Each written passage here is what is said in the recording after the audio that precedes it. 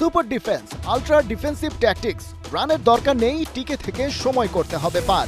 সেভাবেই মেহেদী মিরাজরা এগোতে চাইলেও কাজের কাজটা আর হলো কই।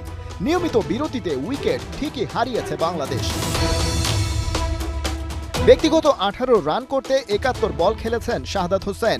ওদিকে 50 পেতে মুমিনুল খেলেছেন 116 বল, কিন্তু সেট হয়েও ঠিকই দলকে বিপদে রেখে ফিরে গেছেন সাজঘরে। মুমিনুলের সাথে লিটনের পার্টনারশিপ ক্রাইসিস ম্যানেজমেন্টের আভাস দিচ্ছিল ঠিকই, কিন্তু দলীয় 128 রানে টাইগার লিটল মাস্টার ফিরে যাওয়ার পর উইকেটে টিকে থাকতে পারেননি লিটনও। সামার জোসেফের তৈরি করা প্রেসারে হয়েছেন কাবু, ফিরেছেন ব্যক্তিগত 40 রানে। দলের এমন বিপদে এর আগে বহুবার রীতিমতো একা হাতে সামাল দিয়েছেন মেহেদী মিরাজ। এবারে তাই ক্যাপ্টেনের ওপর বাড়তি ভরসা তো ছিলই, তবে সেই আশার গুড়ে বালি, সেই শর্ট বল প্ল্যানে তাকে 23 রানে ফিরিয়েছেন আলজারি জোসেফ। তাতেই টাইগার ব্যাটিং অর্ডারের শেষ ভরসাটাও যেন হয়ে যায় শেষ। ম্যাচের এই যখন হাল, বেহাল বাংলাদেশের হয়ে চাইনিজ গ্রেট ওয়াল হতে চাইলেন জাকের আলী অনিক। পার্টনার হিসেবে পেলেন তাইজুলকে। শেষ সেশনে নতুন বল পেয়ে বিপজ্জনক শর্ট বলেও হাত খোলেন দুজনেই।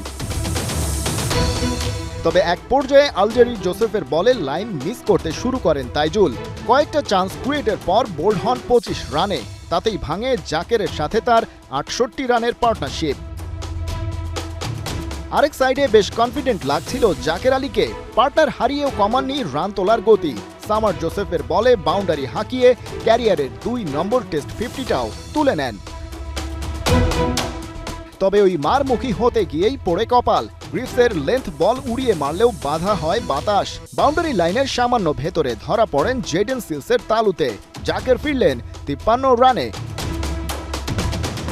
নিজে ফিরলেও টেইলেন্ডারদের জন্য ফলো অন এড়ানোর কাজটা সহজ করে দিয়ে গেছেন জাকের। সেটা তাসকিন হাসান মাহমুদ মিলে পেরিয়েছেন ভালোয় ভালোয়। দুজনে মিলে 11 রান তোলার পর ফিরেছেন হাসান।